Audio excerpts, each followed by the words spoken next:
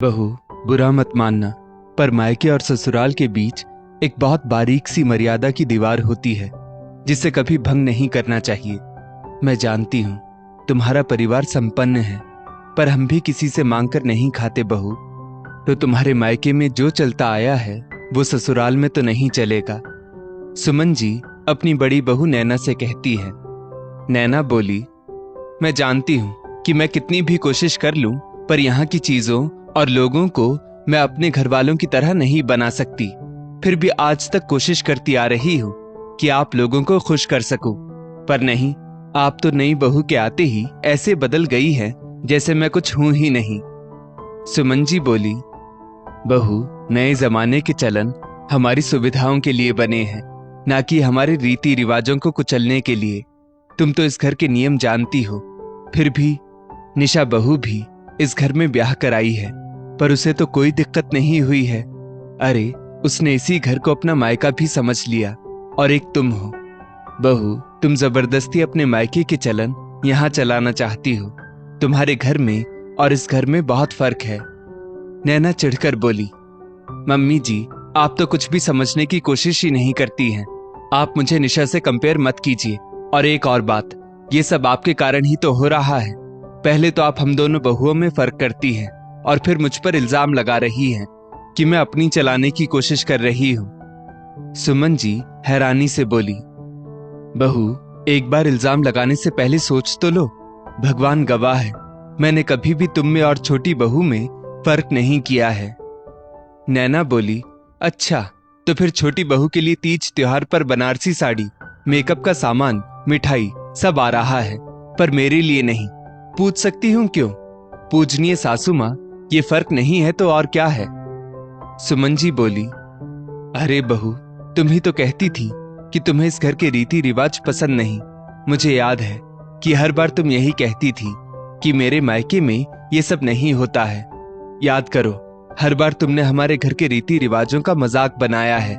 फिर आज जब छोटी बहू के लिए ये सब हो रहा है और वो सारे रीति रिवाजों को खुशी खुशी मान रही है, तो तुम्हें क्यों बुरा लग रहा है? अपनी बात कहकर सुमन जी वहां से चली गई। सास के ऐसा कहने पर नैना ने अपने पति सुनील की तरफ देखा तो सुनील ने हंसते हुए कहा, सच में नैना, तुम्हें क्यों बुरा लग रहा है? तुम्हारे मायके में तो ये सब नहीं चलता है ना। आज तक तुम्हारे हिसाब से हम तुम्हें ट्रीट कर रहे थे, तो आज बुरा क्यों मान रही हो? नैना गुस्से में बोली, सुनील, आप भूल रहे हैं कि मैं भी इस घर की बहू हूं।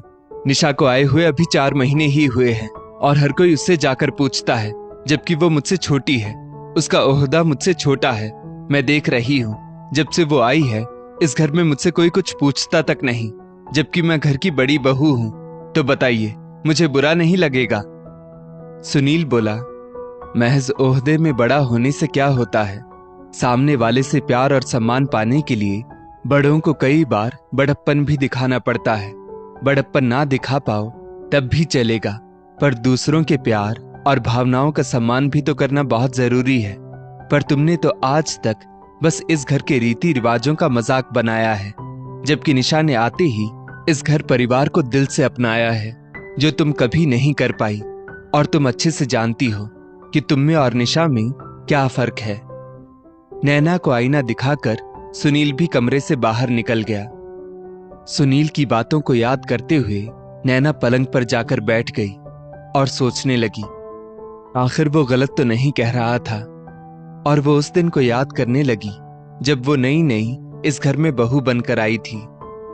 ससुराल में सबने नैना का कितने अच्छे से स्वागत किया था। सास ससुर, पति, देवर विनय और छोटी ननद सौम्या सब उसे सिर आंखों पर बिठाते थे। पर हमेशा एकल परिवार में अकेली रहने वाली नैना अपनी ही दुनिया में रहती थी। कभी उनके साथ अच्छा व्यवहार नहीं करती थी, यहाँ तक कि उनके दिए हुए उपहारों की भी कभी कदर नहीं करती थी। जब कभी उसके ननद देवर उसके पास आकर बैठते तो वो चिढ़ जाती और कहती, हद है, जब भी आप लोग मुझे बैठे देखते हैं शहद की मक्खी की तरह मुझसे चिपक जाते हैं। इस घर में प्राइवेसी नाम की कोई जगह है भी कि नहीं?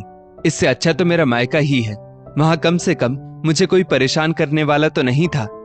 बैठिए आप लोग, मैं ही चली जाती हूं। देवर ननद को ये बातें सुनाकर वो वहां से चली गई। समय बीतने लगा और धीरे धीरे अब नैना के देवर ननद ने भी उसके पास बैठना छोड़ दिया। नैना की शादी के बाद ये उसकी पहली तीज थी। बहुत अरमानों से खुश होकर सुमन जी नैना के लिए बाजार जाकर बनारसी साड़ी खरीद कर लाई थी। अच्छी कंपनी की मेकअप किट भी लाई और तो और नैना के हाथों में मेहंदी लगाने के लिए उन्होंने मेहंदी वाली को भी बुलवाया था। नैना की नजर जैसे ही इन सब तैयारियों पर गई, वो तो ये सब देखकर ही चिढ़ गई। मेहंदी वाली के सामने ही चिढ़ते हुए वो बोली, मम्मी जी, किसने कहा था आपसे ये सब तामझाम करने के लिए? मैं नहीं मानती इन फालतू के रीति रिवाजों को। ये सब तो गंवार और देहाती लोगों के लिए फालतू के टाइम पास हैं और कुछ नहीं।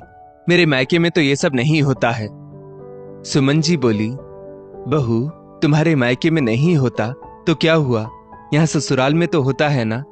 बेटा, हमारे यहाँ तो तीज त्योहार बढ़ चढ़कर पूरे उत्साह के साथ मनाई जाती है। अब तुम इस घर की बहू बन चुकी हो तो तुम्हें भी बन सवर कर त्योहार में हिस्सा लेना चाहिए। और वैसे मैं जानकारी के लिए बता दूं, ये त्योहार औरतें अपने पति की लंबी आयु के लिए रखती है। नैना हंसते हुए बोली, देखिए मम्मी जी, मुझे तो इन सब चीजों का कोई शौक नहीं है और ना ही मैं इतनी देर मेहंदी लगाकर एक जगह बैठ सकती हूँ। अरे, मैंने अपनी शादी में भी अपनी मम्मी के कहने पर मेहंदी लगवाई थी, वरना मुझे तो इसकी स्मेल से ही सिर दर्द हो जाता है। आपको मेहंदी लगवानी है, आप लोग लगवाइए, पर मेरे पीछे मत पड़िए। अपनी बात कहकर नैना अपने कमरे में चली गई। नैना के जवाब को सुनकर मेहंदी वाली सुमन जी का उतरा हुआ मुंह देखती रह गई और बोली, मैडम जी, कहां से ऐसी बहू लाई है जो अपने ससुराल के रीति रिवाजों का मजाक बना देती है? बड़ों की इज्जत तो छोड़ो, दूसरों का भी लिहाज नहीं करती। चलिए ठीक है, मैं चलती हूं। सुमन जी मुस्कुराते हुए उसके हाथ में पैसे रखती है और बोली, बस अपना आशीर्वाद दे देना। जब सुनील दफ्तर से वापस आया तो मां बहन का उतरा हुआ चेहरा देखा और कारण पूछा तो सुमन जी ने उदास होकर पूरी बात बताई। सुनील कमरे में गया और नैना से बोला, तुम मेहंदी लगवा लेती तो क्या हो जाता? नैना बोली, देखो, मैं एक जगह मेहंदी लगाकर नहीं बैठ सकती और मुझे इन सब चीजों से परेशानी होती है। सुनील बोला, देखो, तुम्हें पसंद नहीं, कोई बात नहीं, लेकिन मां का मन रखने के लिए ही बस मेहंदी लगवा लेती। नैना बोली, क्यों, मैं उनके लिए अपने हाथ क्यों खराब करूं? देखो, मुझे बनावटी बनने का कोई शौक नहीं है, तो जो मुझे पसंद नहीं है वो मैं नहीं करती हूं। मेरा तो यही मानना है कि साफ साफ कहो और सुखी रहो। और वैसे भी मेरे मायके में तो ये सब नहीं होता था, तो मैं नहीं करूंगी। सुनील समझाते हुए बोला, देखो नैना, जो तुम्हारे मायके में होता था वो ससुराल में भी हो, ये जरूरी तो नहीं। हर घर के अपने नियम और अपने रीति रिवाज होते हैं। और एक जरूरी बात, मुझे लगता है कि अब तुम ससुराल की सदस्य बन चुकी हो, तो तुम्हें यहाँ के रीति रिवाज अपनाने चाहिए। नैना बोली, देखो, मुझे ये सब चोचले पसंद नहीं, और जो मैं बचपन से देखती आ रही हूँ उसे एकदम से कैसे बदल दूं? और वैसे भी मुझे तो शुरुआत से ही ये रीति रिवाज बस गवारों के टाइम पास लगते हैं। इतना ही नहीं, नैना ने मेहंदी तो नहीं ही लगवाई, पर उसने तो उस दिन वो साड़ी भी नहीं पहनी और न ही श्रृंगार का सामान इस्तेमाल किया। ये सब देखकर सुमन जी को बुरा लगा, पर उन्होंने समझदारी दिखाई और वो घर की शांति के लिए कुछ नहीं बोली। अपने सास बनने के अरमान को उन्होंने अपने मन में ही दबा कर रख लिया। नैना का ऐसा व्यवहार अब आम बात हो गई थी, क्योंकि हर तीज त्योहार पर वो अपनी ही मनमानी करती थी।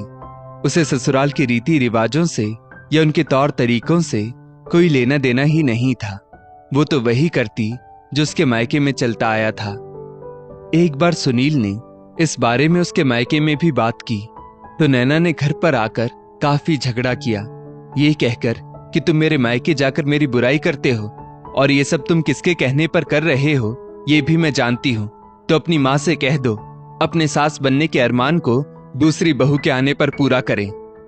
वो दिन आखिरी था जब सुमन जी ने सुनील से कहा कि आज के बाद तुम इस बारे में बहू से कोई बात नहीं करोगे, और साथ ही अब तीज त्योहार पर भी मैं उसके लिए कोई तोहफे नहीं लाऊंगी।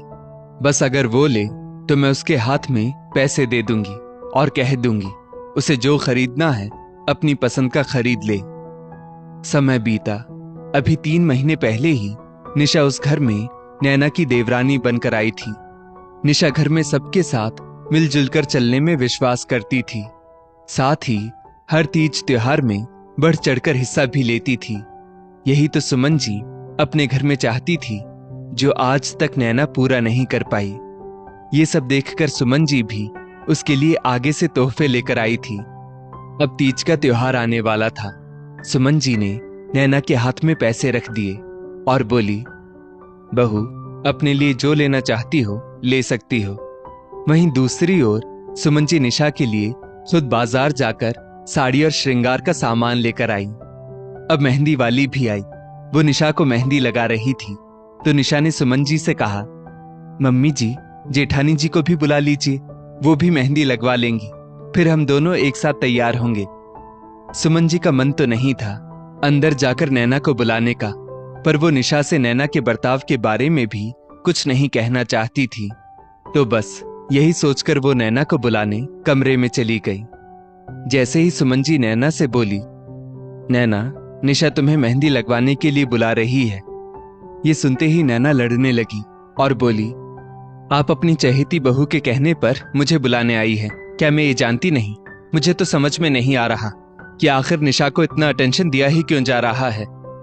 फिर क्या था, नैना सुनील और सुमन जी से बहस करने लगी।